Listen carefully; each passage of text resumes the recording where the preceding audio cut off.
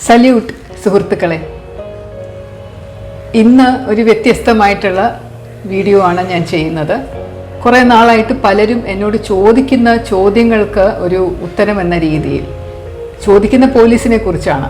എൻ്റെ 33.5 വർഷത്തെ സർവീസ് അനുഭവം വെച്ച് നോക്കിയിട്ട് പോലീസ് നല്ല ഡിപ്പാർട്ട്മെൻ്റ് ആണോ, ഞങ്ങൾക്ക് അതിനകത്ത് ജോലി ചെയ്യാൻ താല്പര്യമുണ്ട്, വരട്ടെ, എന്തൊക്കെയാണ് അതിനകത്തുള്ള പ്രശ്നങ്ങൾ, എന്തൊക്കെയാണ് ഗുണങ്ങൾ, പോലീസിൽ വളരെയധികം പ്രശ്നങ്ങൾ ഉണ്ടാവുന്നുണ്ട്, അതുപോലെ കുടുംബം നന്നായി നോക്കാൻ സാധിക്കുന്നില്ല, മാനസിക സമ്മർദ്ദം ഒരുപാടുണ്ടാകും, അതൊക്കെ ശരിയാണോ എന്ന് പെൺകുട്ടികളും കൂടാതെ എൻ്റെ ഒരു ഫേസ്ബുക്ക് ഫ്രണ്ട് ഉണ്ട്, നന്ദൻ മഹേഷ്, ഇടയ്ക്കിടയ്ക്ക് ചോദിക്കാറുണ്ട്. പോലീസിനെ കുറിച്ച് കുറേ അധികം സംശയങ്ങളാണ്. അപ്പോൾ അവരുടെയൊക്കെ ഉത്തരമായി ഇന്നൊരു വീഡിയോ 70ാം എപ്പിസോഡ് ആണല്ലോ ഇത്. അപ്പോൾ ആ ഒരു വീഡിയോ ചെയ്യാമെന്നാണ് ഞാൻ കരുതിയത്. സമൂഹത്തിലെ ഏറ്റവും നല്ല സേവനം ചെയ്യാൻ പറ്റുന്ന ഒരു വകുപ്പാണ് പോലീസ്. ഏറ്റവും മികച്ചപ്പെട്ട സേവനങ്ങളിൽ ഒന്ന് പോലീസ് മാത്രമല്ല, ജനങ്ങൾക്ക്, കഷ്ടപ്പെടുന്ന ജനങ്ങൾക്ക് പരമാവധി സഹായം ചെയ്യാൻ പറ്റുന്നത്, ഇതിൽ കൂടുതൽ ഒരു വലിയ കവിഞ്ഞ ഒരു വകുപ്പില്ല, ഒരു സേവനമില്ല, പോലീസ് തന്നെയാണ്. പക്ഷേ അതിനകത്ത് കുറച്ച് പ്രോബ്ലംസ് ഉണ്ട്, ബുദ്ധിമുട്ടുകളുണ്ട്.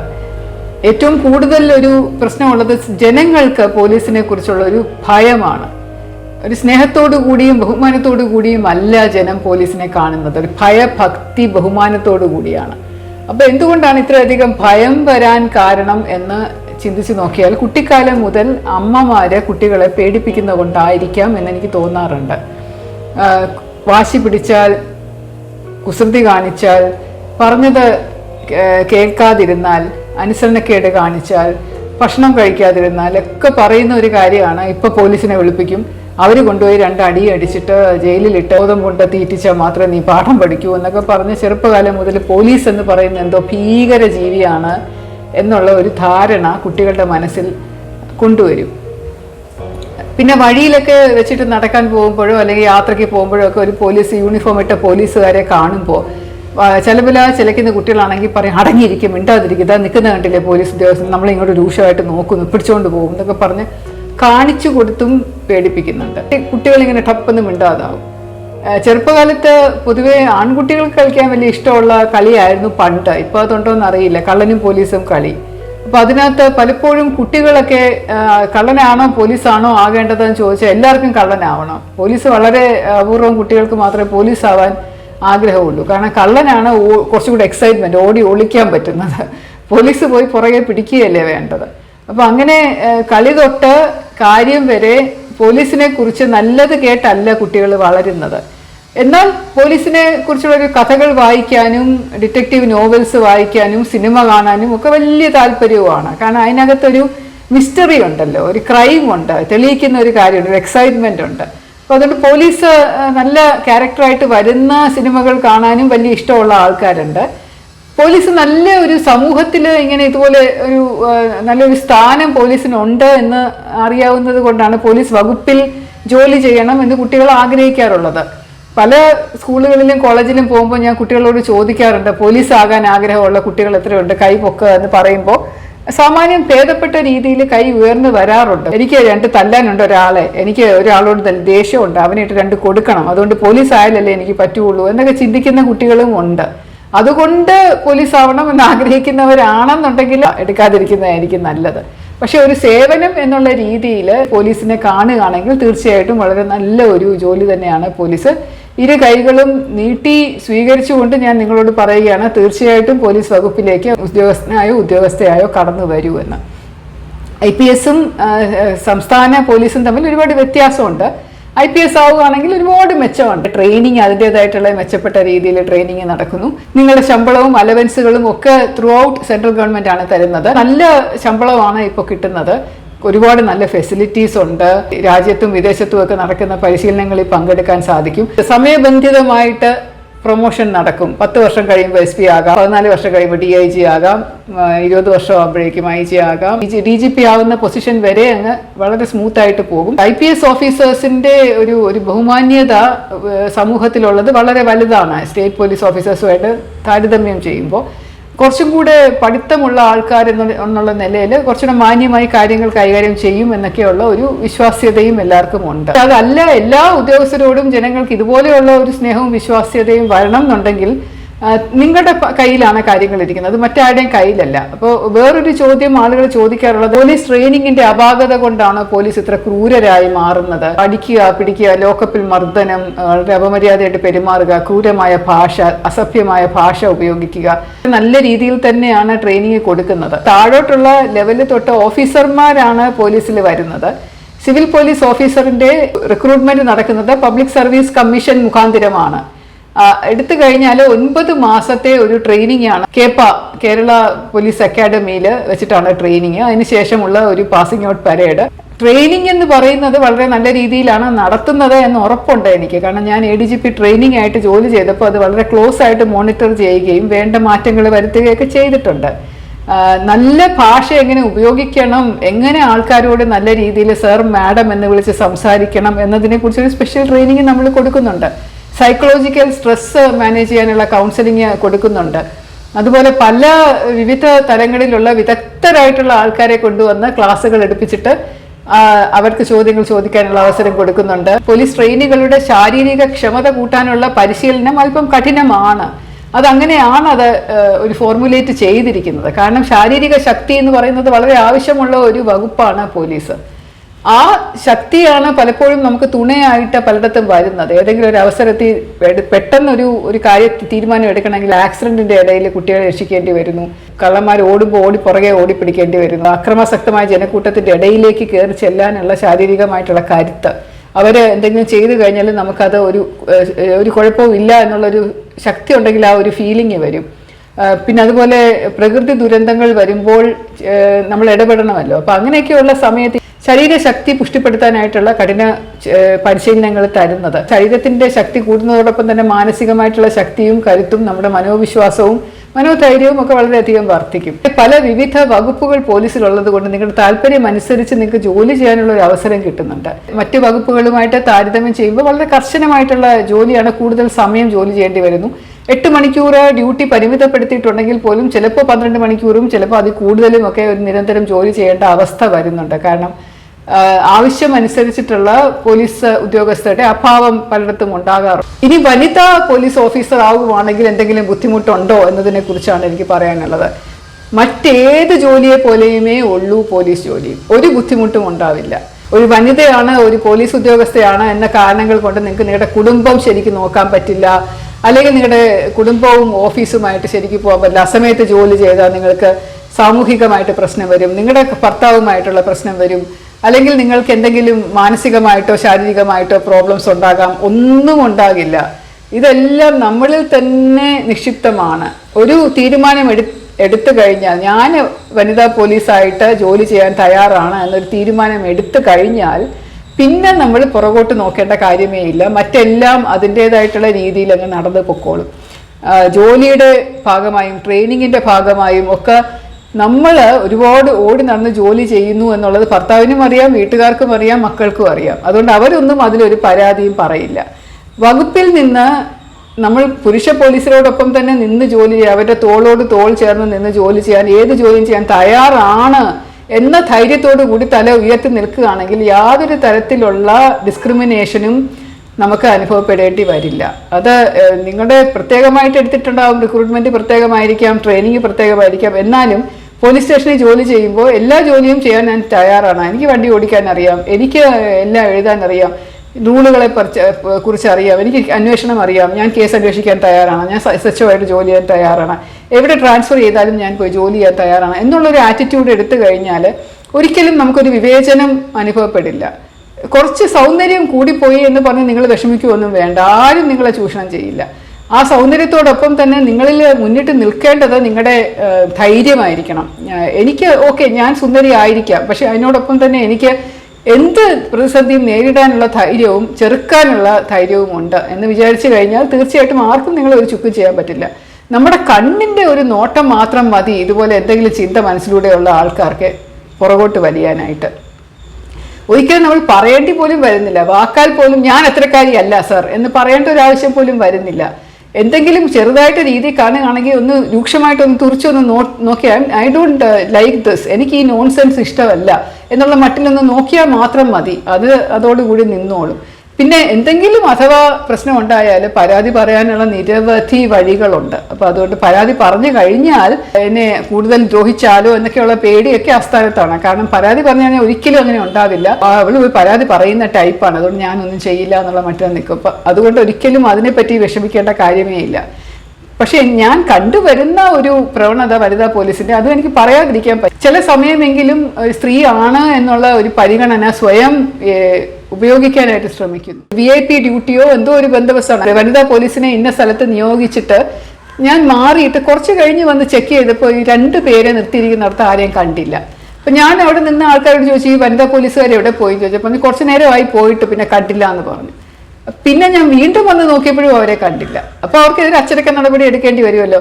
VIP ഡ്യൂട്ടിയൊക്കെ കഴിഞ്ഞ് ഞാൻ അവരോട് ചോദിച്ചു, ഞാൻ 2 പ്രാവശ്യം പോസ്റ്റ് വന്ന് നോക്കിയപ്പോൾ നിങ്ങൾ അവിടെ നിന്ന് അപ്രത്യക്ഷമായിരുന്നു, അതുകൊണ്ട് വിശദീകരണം തരുമെന്ന് പറഞ്ഞ് മെമ്മോ കൊടുത്തപ്പോൾ വിചിത്രം എന്ന് പറയട്ടെ, 2 പേരും എഴുതി തന്നത് ആ സമയത്ത് എനിക്ക് പെട്ടെന്ന് പീരിയഡ്സ് വന്നു, എനിക്ക് മെൻസസ് ആയി, അതുകൊണ്ട് എനിക്ക് മാറി നിൽക്കേണ്ടതായിട്ട് വന്നു.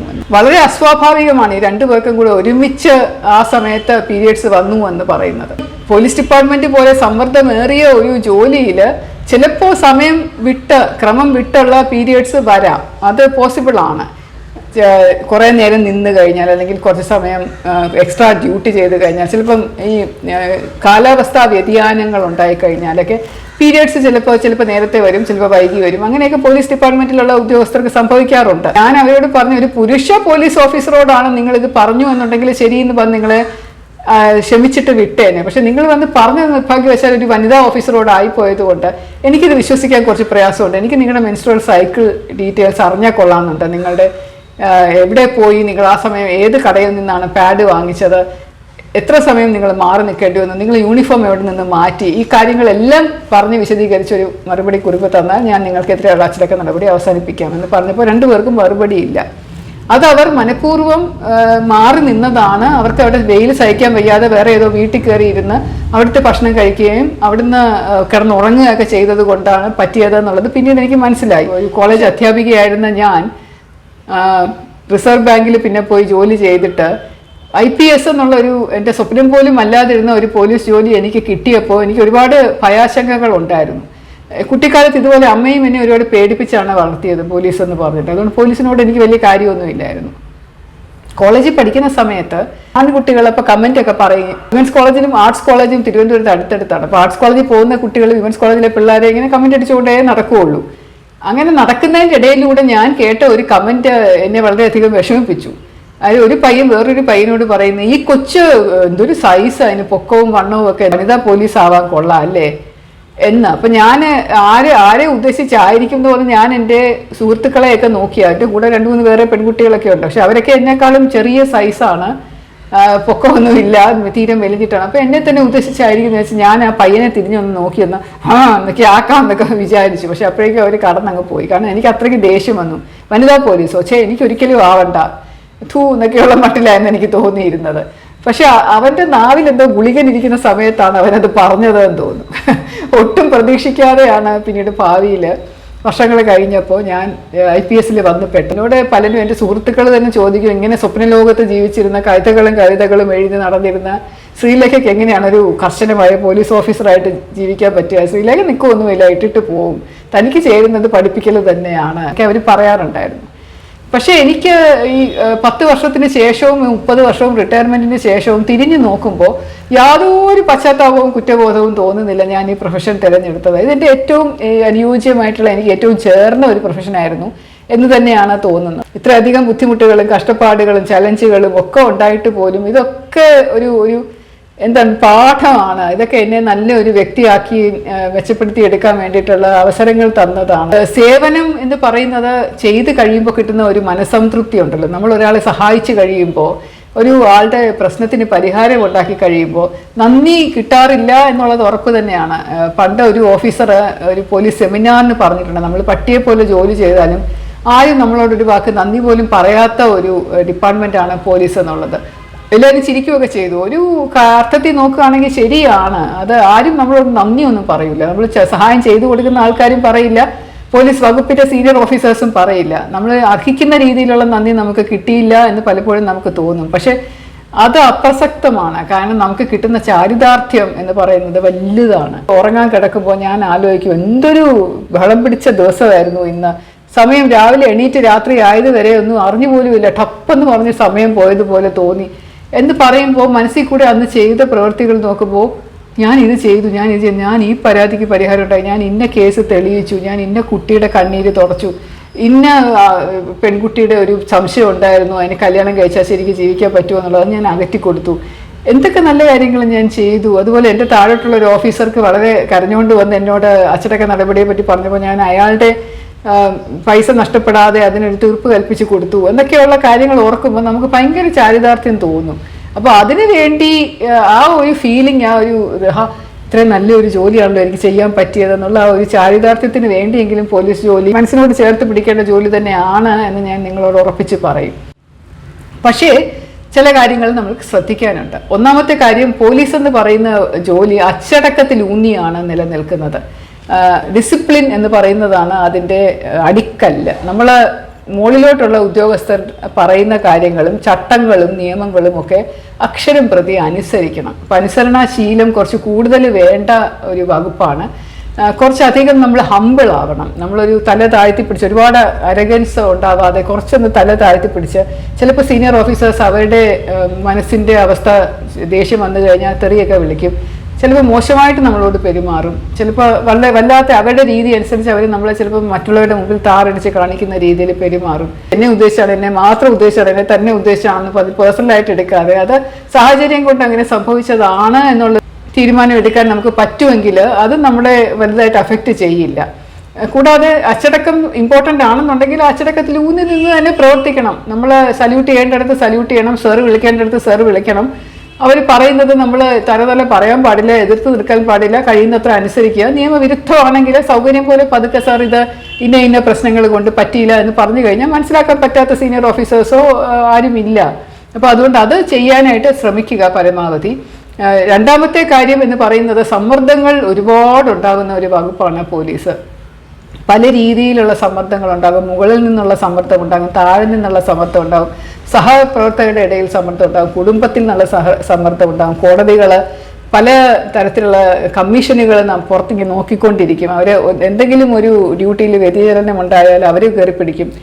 ഏറ്റവും കൂടുതൽ സമ്മർദ്ദം ഉണ്ടാകുന്ന മറ്റൊരു മേഖലയാണ് മീഡിയ. പ്രസ്സിൽ നിന്ന് സമ്മർദ്ദം എന്ന് പറയുന്നത് ഭയങ്കര സമ്മർദ്ദമാണ്. അപ്പോൾ മീഡിയയിൽ സമ്മർദ്ദം അതിജീവിച്ച് പോകുക എന്ന് പറയുന്ന ഒരു കലയാണ് പോലീസിൽ. നല്ല രീതിയിൽ സൗഹൃദം ഉണ്ടാക്കിയെടുക്കുകയും അവർക്ക് വേണ്ട പ്രോത്സാഹനം മീഡിയയിലൂടെ ഉണ്ടാക്കിയെടുക്കാൻ സാധിക്കുകയും ചെയ്തു കഴിഞ്ഞാൽ വലിയ കുഴപ്പമില്ലാതെ പോകുന്നവരുണ്ട്. പക്ഷെ എപ്പോഴാണ് അത് തിരിഞ്ഞു കൊത്തുക എന്നുള്ളത് അറിയാൻ പറ്റില്ല. കാരണം ഒരു ചെറിയ ഒരു പ്രശ്നം വന്നു കഴിഞ്ഞാൽ വിവാദമാണല്ലോ എപ്പോഴും മീഡിയയ്ക്ക് ആവശ്യം.